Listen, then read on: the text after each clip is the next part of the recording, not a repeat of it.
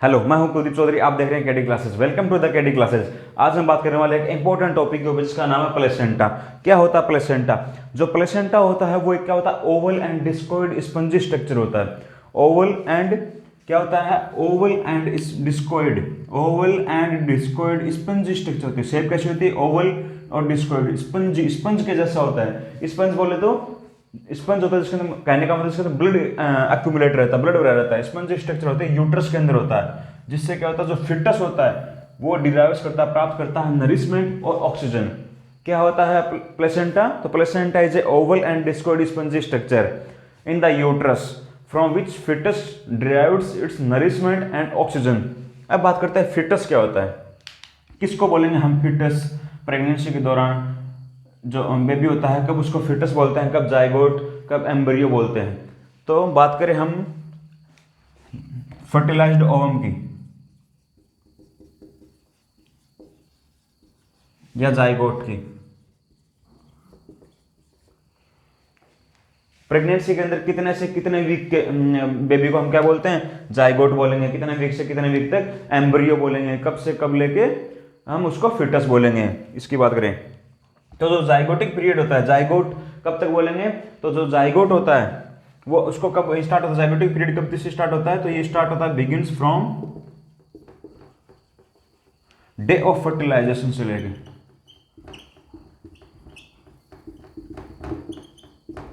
Day of fertilisation to 2 week after that, इसके 2 week बाद तक।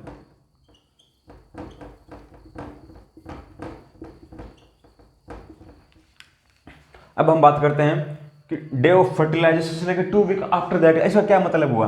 जो एक प्रेगनेंसी होती है उसका जो नॉर्मल जो एक नेचुरल साइकिल होता है, उसका जो नॉर्मल ड्यूरेशन होता है वो 28 दिन का होता है। तो ये 28 दिन का होता है, 28th डे। ये इसका फर्स्ट डे है साइकिल का। चाहे साइकिल की ड्यूरेशन चाहे 28 दिन की हो चाहे 30 दिन की हो, जो फर्टिलाइजेशन होता है वो हमेशा 14th डे पे होता है, 14 दिन पे ही होता है फर्टिलाइजेशन हमेशा। यह है 14 दिन, 14th डे, और 14th डे पे ही फर्टिलाइजेशन होता है।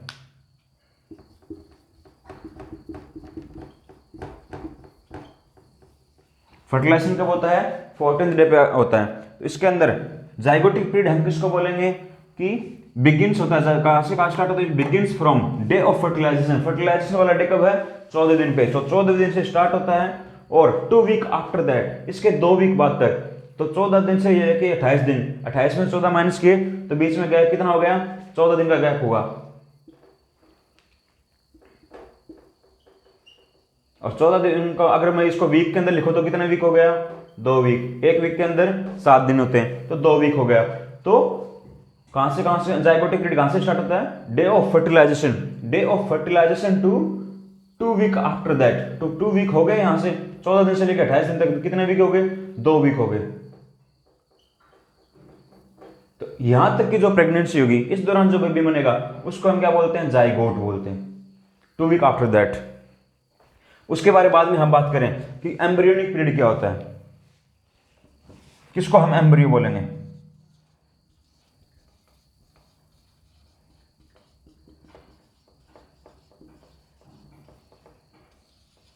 एम्ब्रियो किसको बोलेंगे? ये जो 2 वीक तक, जो आप फर्टिलाइजेशन के 2 वीक तक, यानी कि 28वें दिन तक तो हमने क्या कहा कि जो जाइगोट है, 2 वीक हो गए यहां तक। स्टार्टिंग का पहला मंथ मानो, फर्स्ट मंथ, तो 2 वीक हो गए फर्टिलाइजेशन के। अब 2 वीक तो यहां से हो गए, और तीसरे वीक से लेके जो 8 वीक होगा आफ्टर द फर्टिलाइजेशन,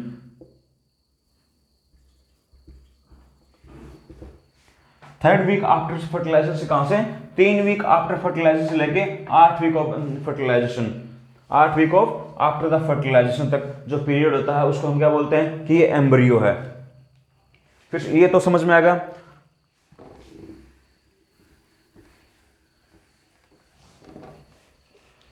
फिर से देखो, ये एक साइकिल है, नॉर्मल 28 दिन की होती है। ये उसका फर्स्ट डे है, ये उसका 28th डे है, 28वां दिन। 14 दिन पे क्या हुआ? फर्टिलाइजेशन हुआ।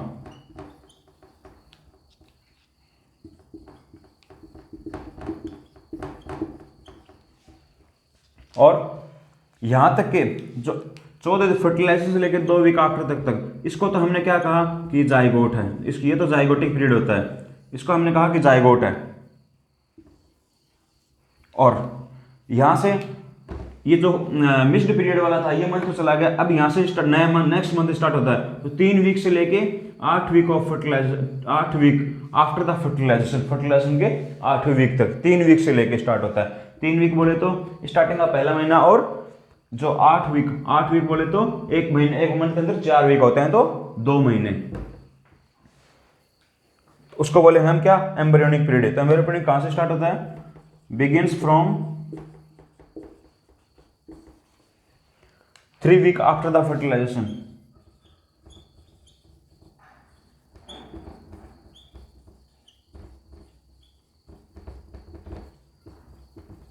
और कहां तक प्रेजेंट होता है, up to the 8 week of pregnancy.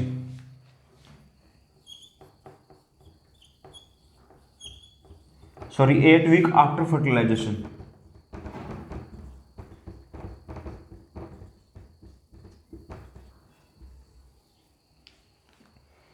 तीन वीक आफ्टर फर्टिलाइजेशन से लेके 8 वीक ऑफ प्रेगनेंसी, स्टार्टिंग के 2 महीने होंगे मिस्ड पीरियड से लेके, उसको हम क्या बोलेंगे कि इस दौरान ये बच्चा, उसको क्या बोलेंगे हम, एम्ब्रियो बोलेंगे, एम्ब्रियोनिक पीरियड होता है।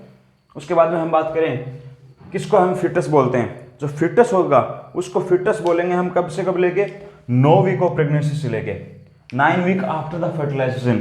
8 वीक तक तो हमने क्या कहा, 3 वीक से लेके 8 वीक तक तो हमने कहा क्या कहा, प्रेगनेंसी के फर्टिलाइजेशन होने के बाद में कि ये एम्ब्रियो कहलाता है। और स्टार्टिंग के 2 वीक यानी कि 28वें दिन तक, 14 दिन फर्टिलाइजेशन हुआ, पीरियड जो चल रहा है यहाँ पे फर्टिलाइजेशन हुआ, और ये 28वें दिन में पीरियड मिस हो जाएगा, यहाँ तक हम क्या कहेंगे, हम जाइगोट कहेंगे, उसको जाइगोट है। जाइगोटिक पीरियड कहाँ से स्टार्ट होता है, तो डे ऑफ फर्टिलाइजेशन से लेके 2 week after that, day of fertilisation 14 दिन से लेके इसके 2 वीक कहाँ तक हो जाते हैं, 28वें दिन तक 2 वीक हो जाते हैं। 14 दिन में हो गए बीच का गैप, तो 14 दिन के अंदर कितने वीक हुए, 2 वीक, तो इस दौरान के हम क्या कहेंगे, जाइगोट है।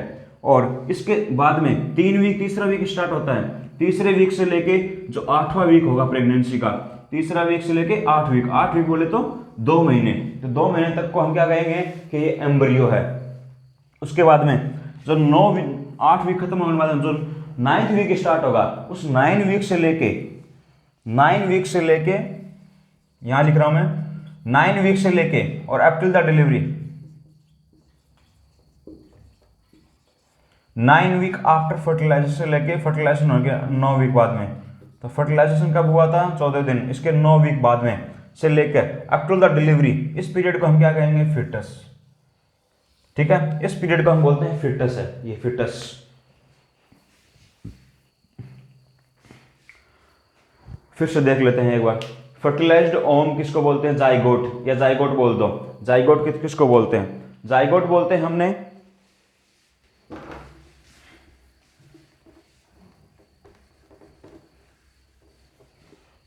जाइगोट किसको बोला, जाइगोटिक जो पीरियड होता है वो स्टार्ट होता है कहां से, begins from day of fertilisation से लेके इसके 2 वीक बाद तक, 2 वीक आफ्टर दैट। अब जो एक नॉर्मल साइकिल होता है, मेंस्ट्रुअल साइकिल, वो एवरेज 28 दिन का होता है नॉर्मली,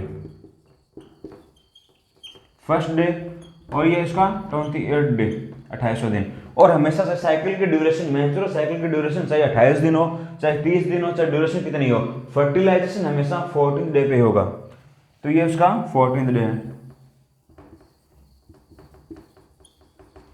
और 14th डे पे क्या हो जाता है, फर्टिलाइजेशन होता है।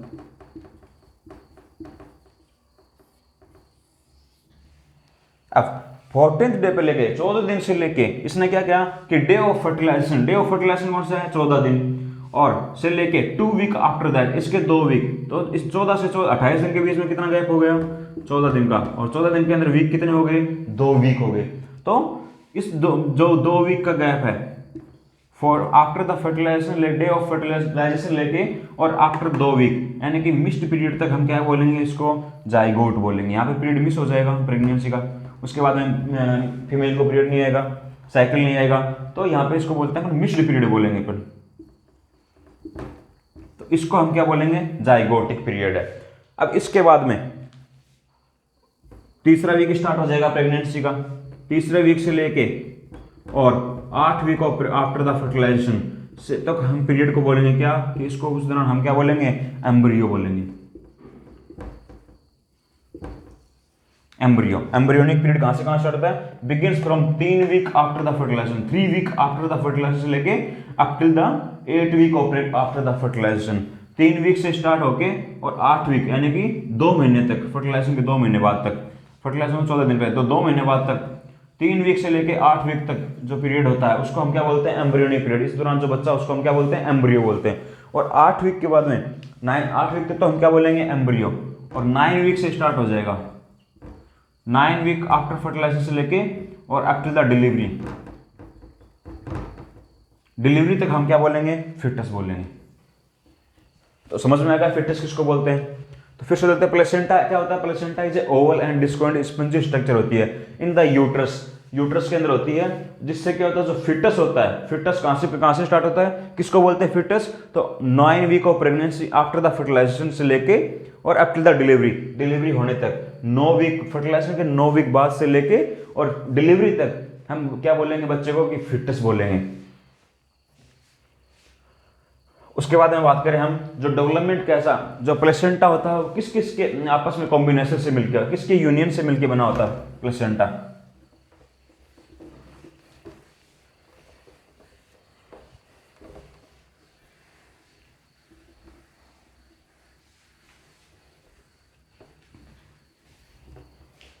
प्लेसेंटा होता है वो डेवलप होता है किससे?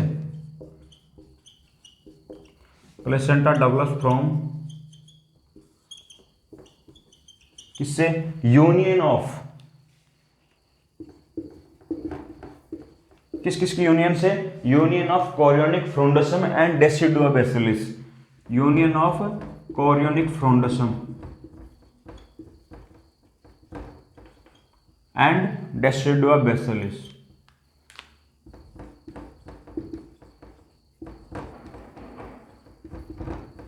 देखो किसको बोलते हैं डेसिडुआ बेसिलिस और किसको बोलते हैं अपन? कोरियोनिक फ्रोंडसम, वो देखते हैं। तो प्लेसेंटा होता है वो डेवलप होता है किस किस से आपस में कॉम्बिनेशन से? तो union of chorionic frondosum and decidua basalis से डेवलप होता है। अब बात करते हैं किसको बोलते हैं? डेसिडुआ। जो यूट्रस होता है इसके 3 लेयर होते हैं, ये फीमेल का यूट्रस है,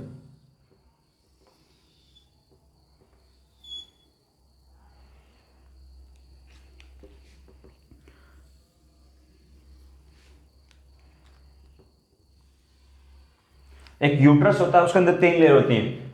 जो बाहर की लेयर होती है उसको तो हम क्या बोलते हैं? पेरीमेट्रियम। क्या बोलेंगे? पेरीमेट्रियम। बीच वाली लेयर होगी उसको बोलते हैं अपन मायोमेट्रियम। और जो अंदर की तरफ होगी, यूट्रस के अंदर की तरफ जो लेयर होगी उसको हम क्या बोलेंगे? एंडोमेट्रियम।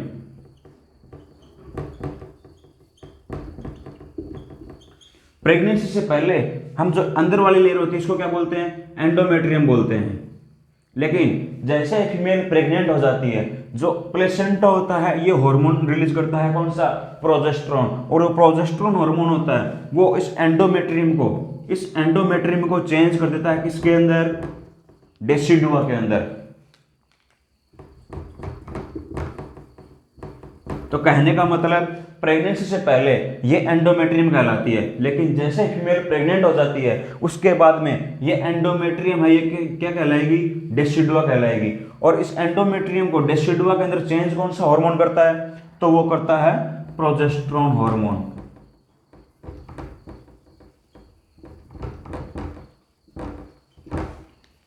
ठीक है, तो डेसिडुआ तो वाला समझ में आ गया।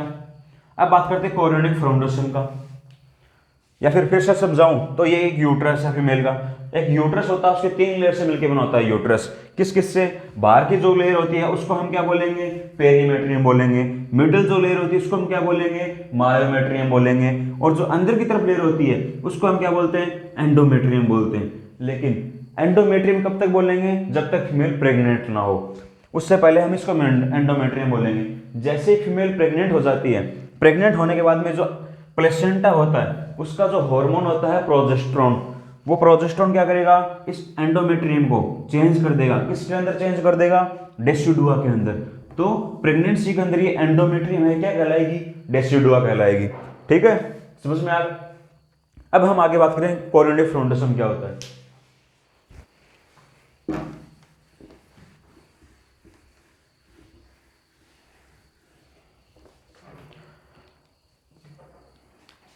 ये एक ब्लास्टोसिस्ट होता है। ये क्या है? ब्लास्टोसिस्ट।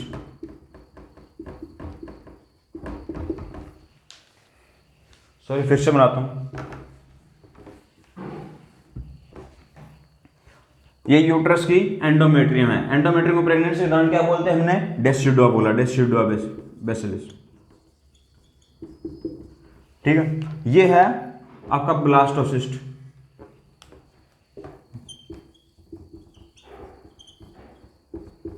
ब्लास्टोसिस्ट के अंदर क्या होता है? ब्लास्टोसिस्ट के अंदर एम्ब्रियो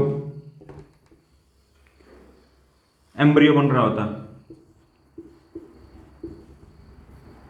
और इस एम्ब्रियो को कौन बनाता है? इस एम्ब्रियो को बनाता है इनर सेल मास। इसके अलावा एम्ब्रियो के अलावा इनर सेल मास किसका फॉर्मेशन करता है? तो वो जर्म लेयर का फॉर्मेशन करता है। जर्म लेयर कौन से होते हैं? तो जर्म लेयर्स होते हैं आपके एक्टोड्रम, मीजोड्रम और एंडोड्रम। कौन से होते हैं? एक्टोड्रम,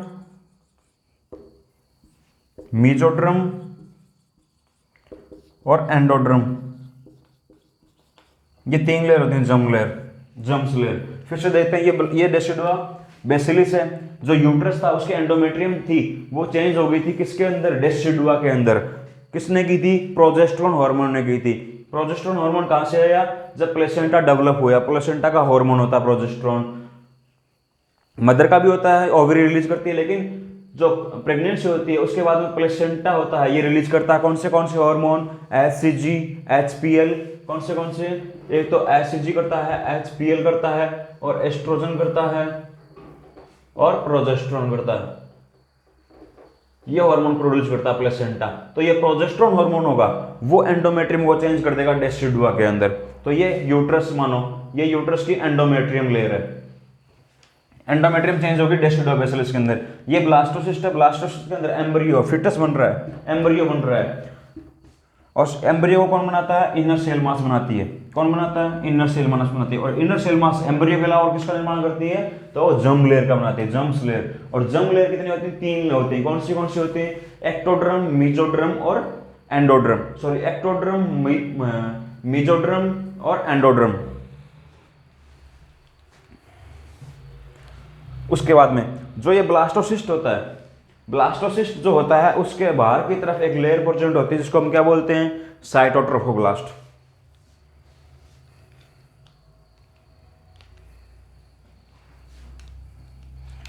मीजोड्रम के बाहर की तरफ एक लेयर होती है जिसको हम बोलते हैं साइटोट्रोफोब्लास्ट।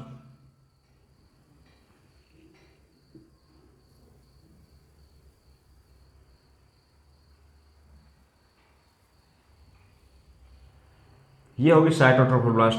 और ये साइटोट्रोफोब्लास्ट जो होती है, ये साइटोट्रोफोब्लास्ट जो होती है वो नियर द डेसिडुआ बेसिलिस के पास में आती है जैसे, तो वो क्या बनाती है? वो विलाई लाइक स्ट्रक्चर बना लेती है। कैसे? Villi like structure. कैसे स्ट्रक्चर बना लेती है? तो वो विलाई लाइक स्ट्रक्चर बना लेती है ऐसे। ये विलाई लाइक स्ट्रक्चर बना लेती है। और इस विलाई को हम क्या बोलते हैं? इस स्ट्रक्चर को, जो ये विलाई लाइक स्ट्रक्चर बना लेती है नियर द डेसिडुआ बेसिलिस के पास में, साइटोट्रोफोब्लास्ट, उसी को हम क्या बोलते हैं? कोरियोनिक फ्रूंडोसम।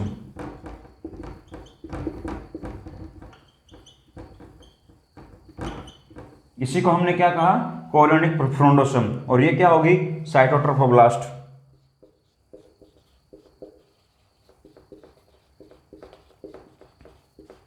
और इसके अलावा बाकी सभी जगह से साइटोट्रोफोब्लास्ट होती है वो स्मूथ होती है, जिस कारण इसको हम क्या नाम देते हैं? बाकी जगह से कोरियोनिक लेवी नाम दिए जाते हैं, कोरियोन लेवी।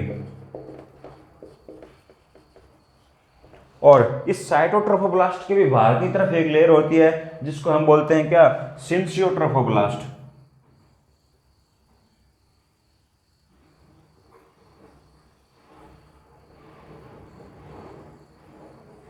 इसके बाहर की तरफ एक लेयर होती है जिसको हम क्या बोलते हैं? सिंसियोट्रोफोब्लास्ट।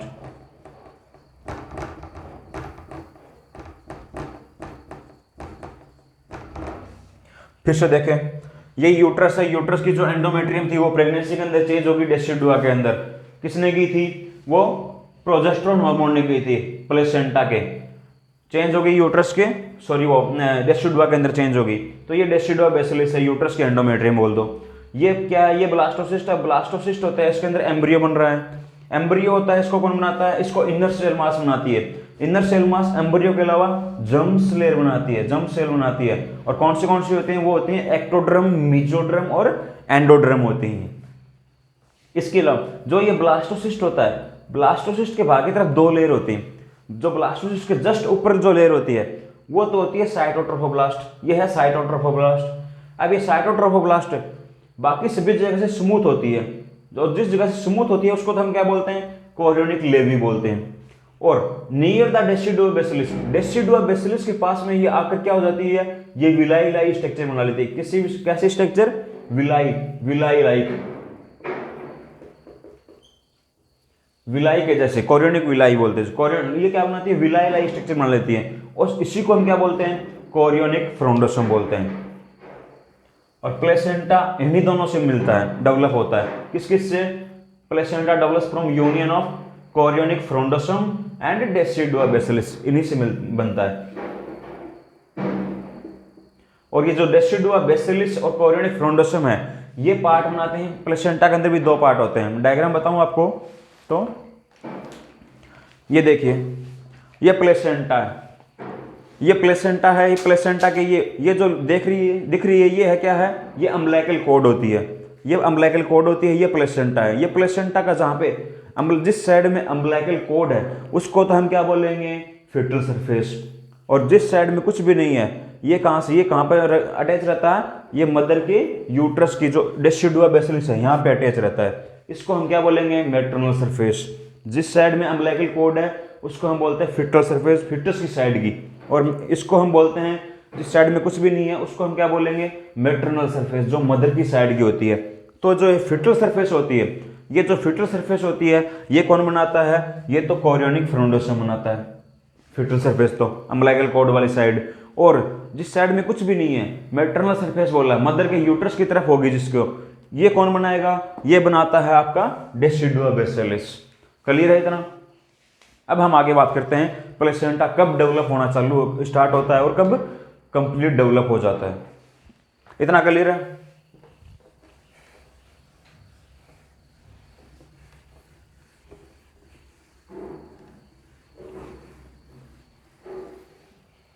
तो प्लेसेंटा डेवलप किस किस से डेवलप होता है, union of chorionic frondosum and decidua बेसिलिस।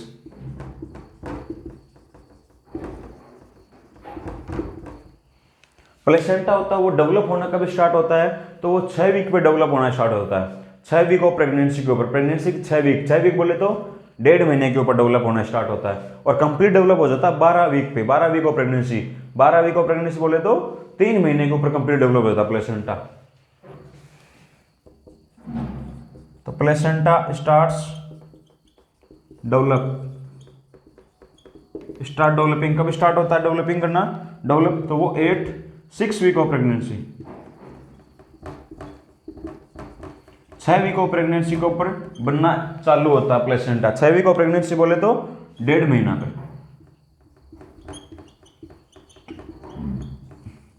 1 महीने के अंदर कितने वीक होते हैं, 4 वीक, तो 2 और कर दो, 1.5 महीना होगा। 6 वीक पे बनना स्टार्ट होता है और कंप्लीट डेवलप बन जाता है कब, कंप्लीट डेवलप डेट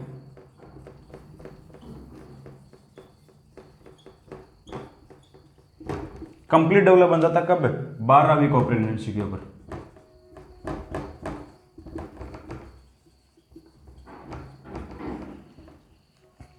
बारह वीक ऑफ प्रेगनेंसी बोले तो 3 महीने पे, 1 मंथ के अंदर कितने वीक होते हैं, 4 वीक होते हैं, 4 सप्ताह होते हैं। तो 12 वीक के अंदर कितना हो गए, 3 महीने पे। तो प्लेसेंटा है वो कब बनना स्टार्ट होता है, 6 वीक ऑफ प्रेगनेंसी के ऊपर, प्रेगनेंसी के 6 वीक पे बनना वो स्टार्ट होता है, चालू होता है। यानी कि 1.5 महीने के ऊपर बनना स्टार्ट होता है। चाहे एग्जामिनर 1.5 मंथ के अंदर दे दो, चाहे वीक के अंदर दे दो, वो डेज के अंदर भी दे दो सही।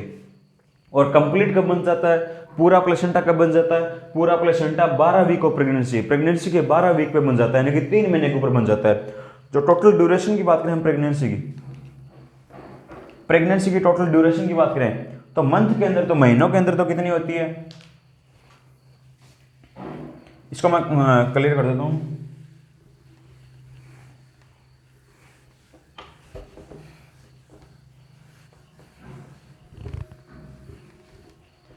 टोटल ड्यूरेशन की बात करूं प्रेगनेंसी की,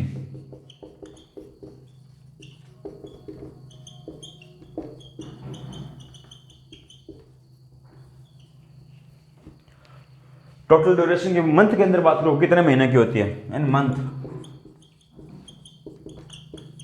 तो मंथ के अंदर तो होती है 9 महीने, 9 महीने और 7 दिन, 9 मंथ प्लस 7 डेज, 7 दिन और ऐड किए जाते हैं ऊपर। वहीं दिनों के अंदर बात करूं कितने दिन की होती है, इन डेज, दिन के अंदर कितनी बात करो 280 दिन की होती है। और अगर वीक्स की पूछें, इन वीक्स कितने वीक की होती है,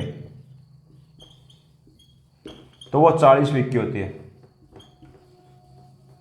ठीक है, ये टोटल ड्यूरेशन होगी प्रेगनेंसी। कितने वीक, कितने महीने की होती है प्रेगनेंसी, अगर वो मंथ के अंदर पूछे तो कितने महीने की होगी प्रेगनेंसी, 9 महीने और 7 दिन और ऊपर ऐड किए जाते हैं, 9 मंथ प्लस 7 डेज। अगर दिन के अंदर पूछे तो कितने दिन की होगी, 280 दिन की। वहीं अगर वीक्स के अंदर पूछ ले कि कितने वीक की होती है, तो वो 40 वीक की होती है।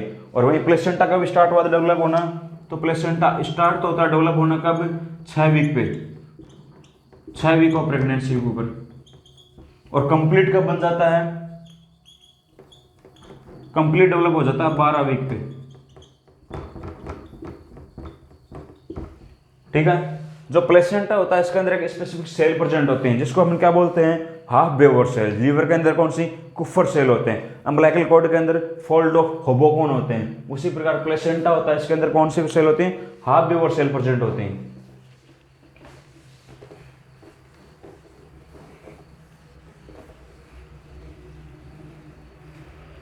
प्लेसेंटा के अंदर कौन सी सेल, हाफ बेवर।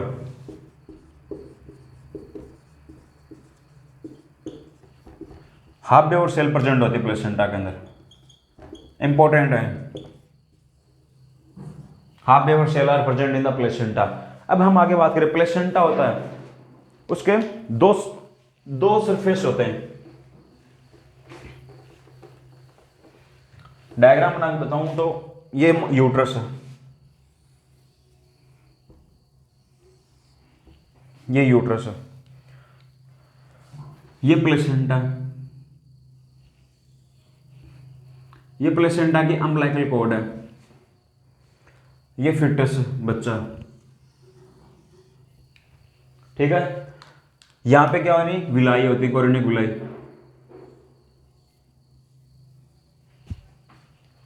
तो जिस साइड में अम्बिलिकल कॉर्ड है,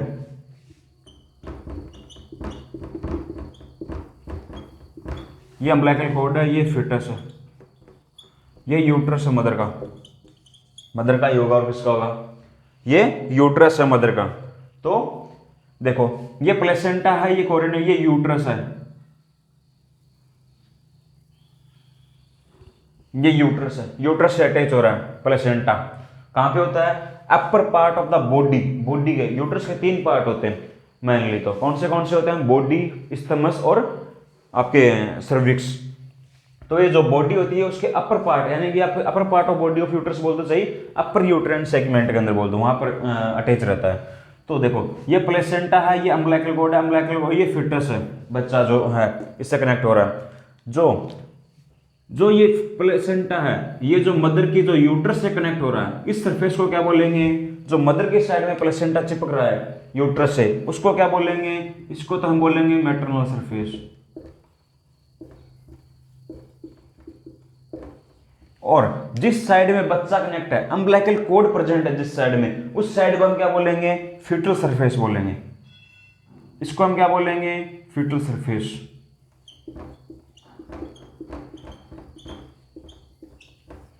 डायग्राम वैसे दिखाऊं तो देखो ये प्लेसेंटा है,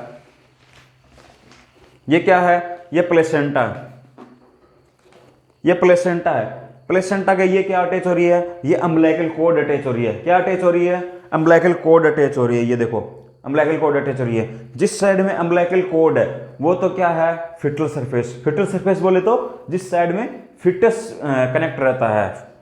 और ये क्या है, जिस साइड में कुछ भी नहीं है वो उसको क्या बोलेंगे, मैटरनल सरफेस। ये मदर से अटैच रहता है प्लेसेंटा का पार्ट। 2 पार्ट बोलते हैं, फीटल सरफेस और ये बोलते हैं इसको मैटरनल सरफेस, इसको फिटल सरफेस।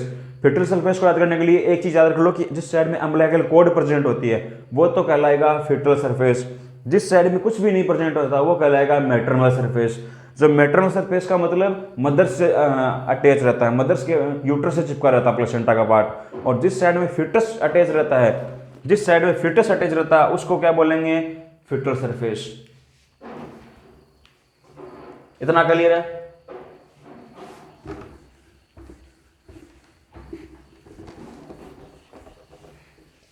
अब इनकी थ्योरी के बारे में बात करें तो प्लेसेंटा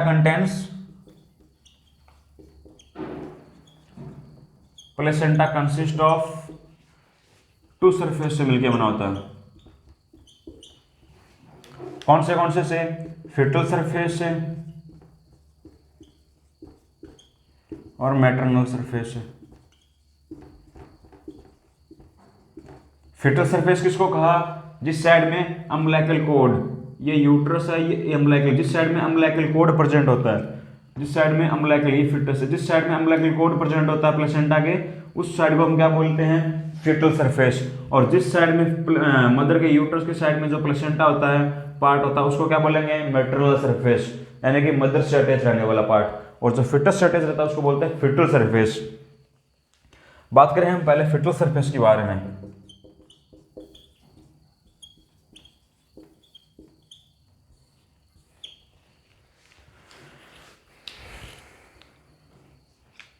फिर से देखो, ये यूट्रस है, ये क्या है, यूट्रस है।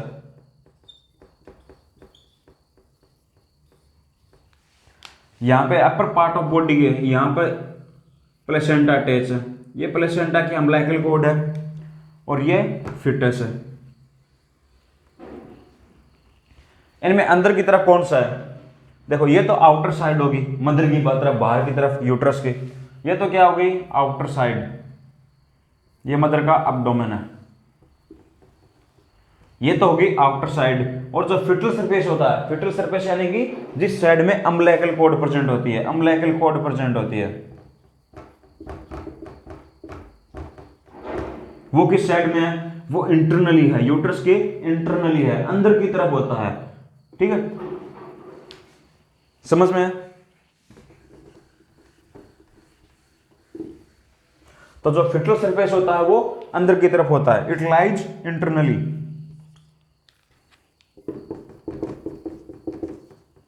ये अंदर की तरफ होता है।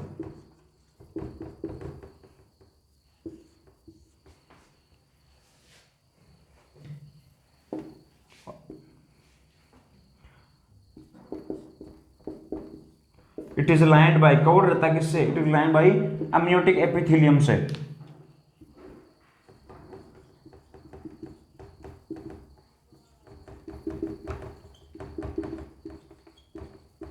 ये अम्नियोटिक एपिथेलियम से कवर रहता है।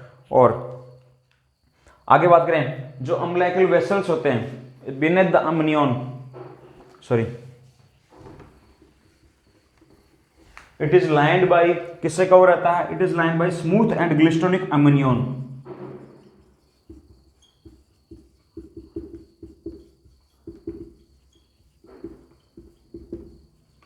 ग्लिस्टोनिक अम्नियोन, अम्नियोन जो फिटल मेम्ब्रेन होते हैं, ये यूट्रस है, यूट्रस के अंदर ये प्लेसेंटा है, यूट्रस के अंदर ये प्लेसेंटा है, ये अम्बिलिकल कॉर्ड है और ये फिटस है।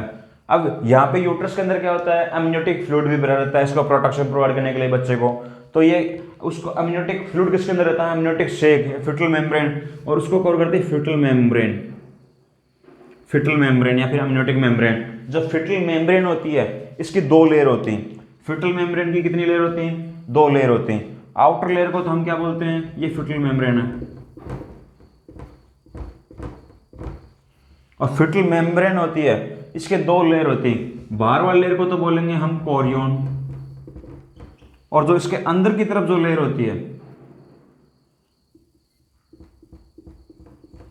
अंदर की जो तरफ जो लेयर होती है उसको हम क्या बोलेंगे, एमनियन। और फिर इसके अंदर अम्नियोटिक फ्लूइड भरा रहता है। तो ये हो गई क्या, फिटल सरफेस।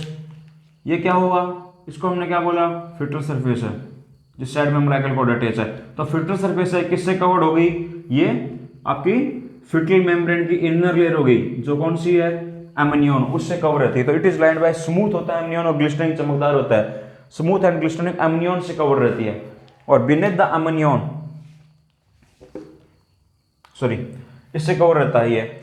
और जो फिटल सरफेस होता है इसकी साइड में क्या होता है, अम्बिलिकल कॉर्ड अटैच रहता है। फिटल सरफेस होता है, इस साइड में क्या होता है, अम्बिलिकल कॉर्ड अटैच रहता है, अम्बिलिकल कॉर्ड अटैच रहता है इस साइड में, फिटल सरफेस की साइड में। ये चीज याद रखना। और वो भी कहां पर रहता है, प्लेसेंटा के एकदम सेंटर के ऊपर, एकदम सेंटर के ऊपर अटैच रहता है। अगर ये सेंटर के ऊपर नहीं हो तो वो एक डिजीज होती है जिसको हम क्या बोलते हैं, बैटल डोर प्लेसेंटा।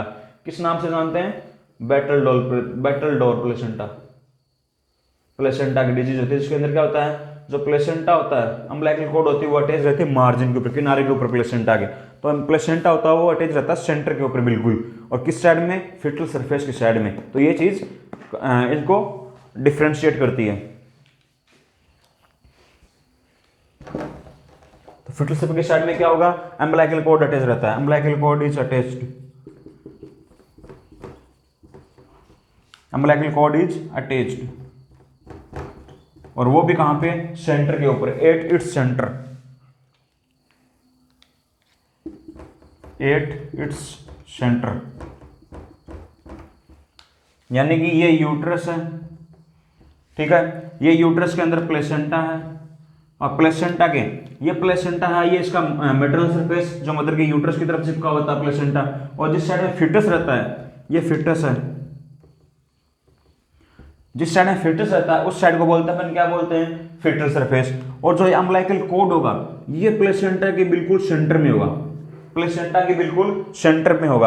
अगर ये सेंटर में ना होगे, मार्जिन के ऊपर देखे, मार्जिन के ऊपर देखने को मिले, जैसे कि इधर मिल गया, इधर मिल गया, तो ये अबनॉर्मलिटी होगी, प्लेसेंटा की अबनॉर्मलिटी होती है, जिसको हम क्या बोलते हैं, battle door placenta, battle door placenta, जिसके अंदर अम्बिलिकल कॉर्ड मार्जिन के ऊपर देखने को मिलता है। ये हम आगे बात करेंगे डिजीज के अंदर, इसके अबनॉर्मलिटी के अंदर। और जो ये फिटल सरफेस होता है, ये टोटल प्लेसेंटा का 4/5 पार्ट होता है, 5 में से चौथा हिस्सा होता है, सबसे ज्यादा पार्ट इसी का होता है। इट इज द 4/5 पार्ट होता है, पार्ट ऑफ टोटल प्लेसेंटा का। टोटल प्लेसेंटा का 5वें हिस्से में से चौथा हिस्सा होता है, 4/5 पार्ट होता है टोटल प्लेसेंटा का ये फिटल सरफेस। और हमने पहले बताया था कि फिटल सरफेस किससे डेवलप हो रहा था, कोरियोनिक फ्रोंडोसम से। किससे, कोरियोनिक फ्रोंडोसम से, जिस कारण इसको हम क्या बोलते हैं, कोरियोनिक प्लेट के नाम से जानते हैं। Fetal surface is formed bye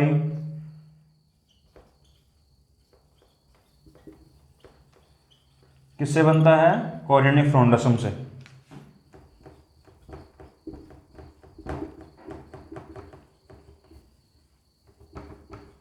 जिस कारण हम इसको किस नाम से जानते हैं, कोरियोनिक प्लेट से। So it is also known as, किस नाम से जानते हैं, कोरियोनिक प्लेट के नाम से।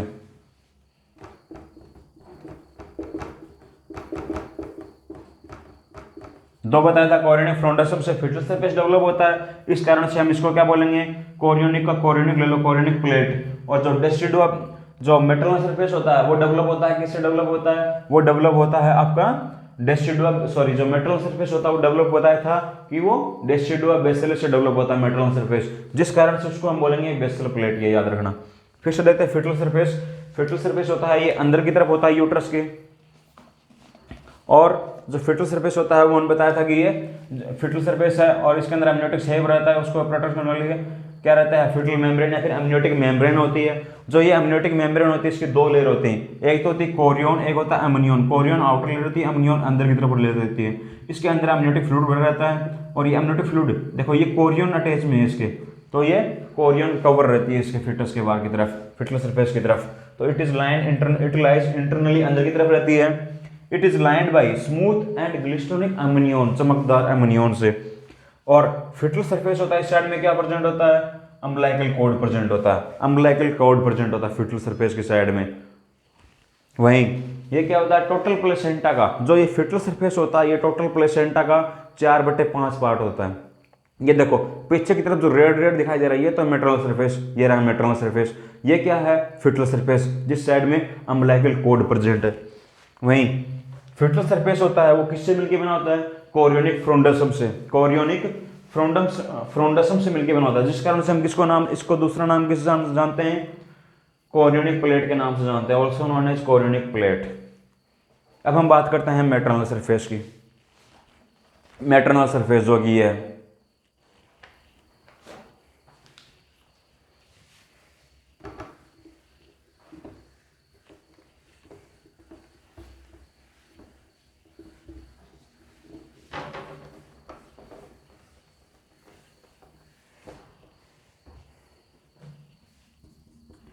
किसकी, मेटरनल सरफेस की।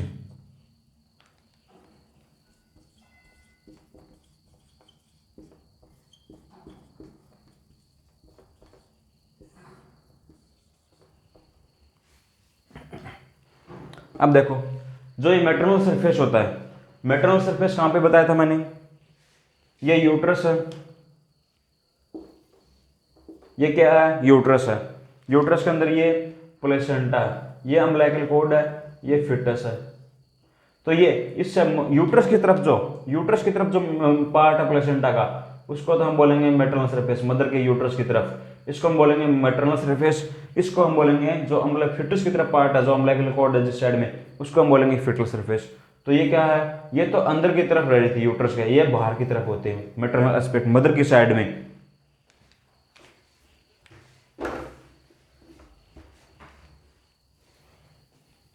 It lies maternal aspect mother की तरफ,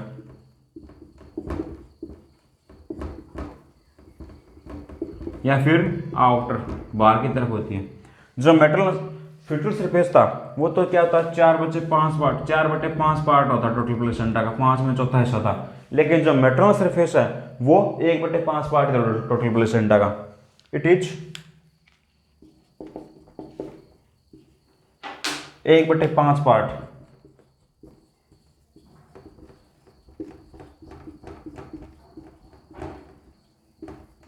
ऑफ टोटल प्लेसेंटा। अब जो यूट्रस, ये तो यूट्रस की तरफ रहता है तो इसका जो मेटरनल सरफेस रहता है, ये जो इसका कलर दिखाई दे रहा है ये कलर कौन देता है, मेटरनल ब्लड, मेटरनल ब्लड देता है इसको ये कलर, इसको हम क्या बोलते हैं डल रेड कलर देते हैं। तो मेटरनल ब्लड गिव इस मेटरनल ब्लड गिव्स इट्स कौन सा कलर, डल रेड कलर देता है।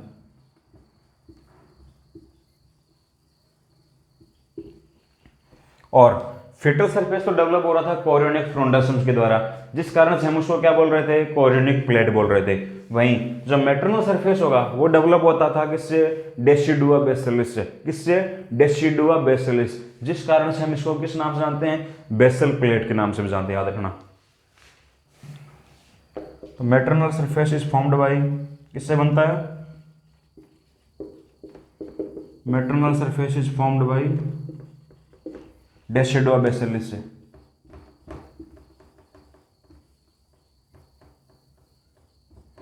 इस कारण से हम इसको किस नाम जानते हैं, ऑल्सो नोन एज, किस नाम से जानते हैं इस कारण इसको, बेसल प्लेट के, उसको कोरियोनिक प्लेट फिटल सरफेस को, और मेटरनल सरफेस को बेसल प्लेट।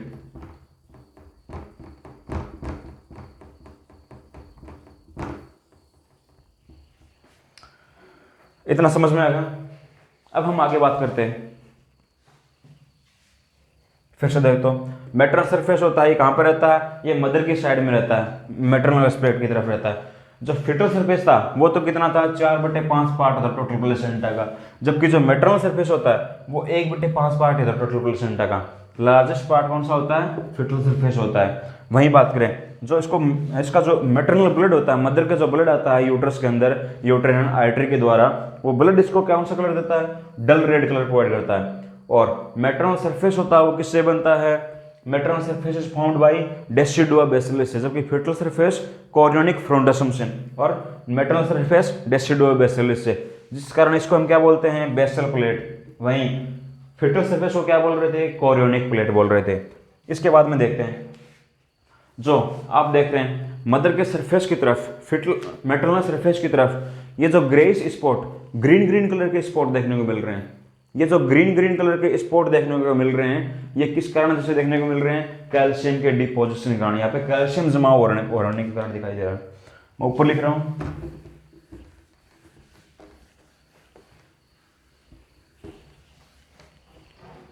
इसके ऊपर ग्रेस स्पॉट देखने को मिल रहे हैं, ग्रीन कलर के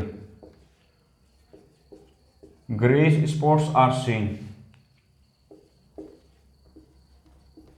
किस कारण से? Due to calcium deposition, calcium के एक्यूमुलेट, वहां पे जमाव के कारण प्लेसेंटा के मैटरनल सरफेस होता है, इसके ऊपर ये ग्रेइश कलर के स्पॉट देखने को मिल रहे हैं। ये देखो ग्रीन ग्रीन कलर के स्पॉट्स हो रहे हैं, ये देखने को मिल रहे हैं ड्यू टू कैल्शियम डिपोजिशन। और जो ये मैटरनल सरफेस होता है, इसके ऊपर पॉलीगोनल एरियाज होते हैं, पॉलीगोनल एरियाज होते हैं। ये देखो ये क्या है? पॉलीगोनल। ये बीच में आपको छोटे छोटे ये दिखाई दे रहे हैं, ये जो कट दिखाई दे रहे हैं, ये क्या है? Polygonal areas. इनको हम क्या बोलते हैं? लोब्स बोलते हैं। इस पॉलीगोनल एरियाज को, ये देखो ये जो कट दिखाई दे रहे हैं, ये जो छोटे छोटे टुकड़े दिखाई दे रहे हैं, इसको हम क्या बोलेंगे? पॉलीगोनल एरियाज बोलते हैं। और इस पॉलीगोनल एरिया को क्या बोलते हैं? लोब्स बोलते हैं।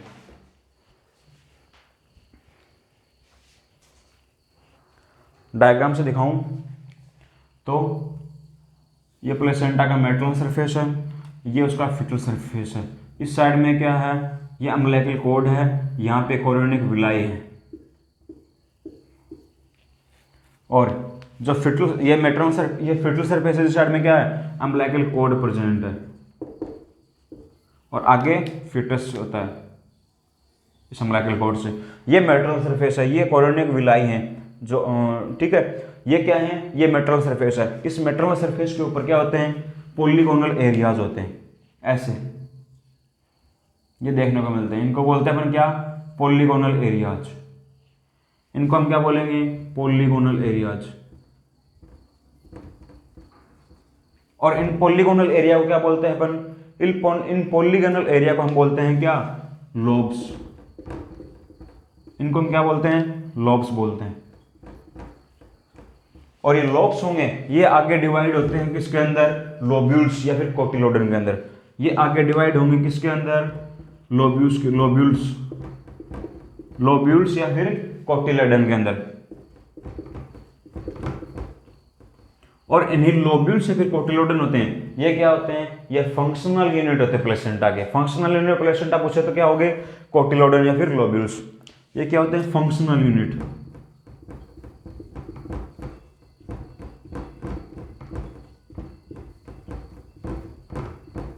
फिर से देखें, ये तो फिटल सरफेस है, जिस साइड में फिटस अटैच है और जहां पे अम्बिलिकल कॉर्ड प्रेजेंट है सेंटर के ऊपर। ये क्या है? ये कोरियोनिक विलाई जा रही है। ये है मैटरनल सरफेस, इसके पीछे की साइड का सरफेस। ये बनाया है मैंने क्या? फिटल सरफेस है। ये फिटल सरफेस। ये जो पीछे की साइड में है, ये है मैटरनल सरफेस, जहां पे ये देखो छोटे छोटे कट दिखाई दे रहे हैं, इनको बोलते हैं पॉलीगोनल एरियाज बोलते हैं। क्या बोलेंगे? Polygonal area. ये और ये पॉलीगोनल एरिया होते हैं, पॉलीगोनल एरिया होते हैं, इसको हम बोलते हैं क्या बोलते हैं? लोब्स बोलते हैं, लोब्स। और लोब्स होंगे वो आगे डिवाइड होंगे किसके अंदर? लोब्यूल्स के अंदर या फिर कोटिलेडन के अंदर। और इस लोब्यूल्स और कोटिलेडन को हम क्या बोलेंगे? Functional unit of placenta. Functional unit of placenta को बोले तो क्या होता है? कोटिलोडन। और ये कितने होते हैं नंबर के अंदर? तो ये 15 से 20 के अंदर होते हैं, नंबर के अंदर 15 से 20 होते हैं नंबर के अंदर। और जो मेटल सरफेस होता है, इसके ऊपर क्या देखने को मिलता है? ग्रेस स्पॉट्स देखने को मिल रहे हैं, ग्रीन के कलर के छोटे छोटे स्पॉट्स देखने को मिलते हैं। ये ग्रेस स्पॉट देखने को मिल रहे हैं, किसके कारण देखने को मिलते हैं? ये कैल्शियम के डिपोजिशन के कारण देखने को मिलते हैं, ड्यू टू कैल्शियम डिपोजिशन। यहाँ पे कैल्शियम के जमाव होने के कारण देखने को मिलते हैं।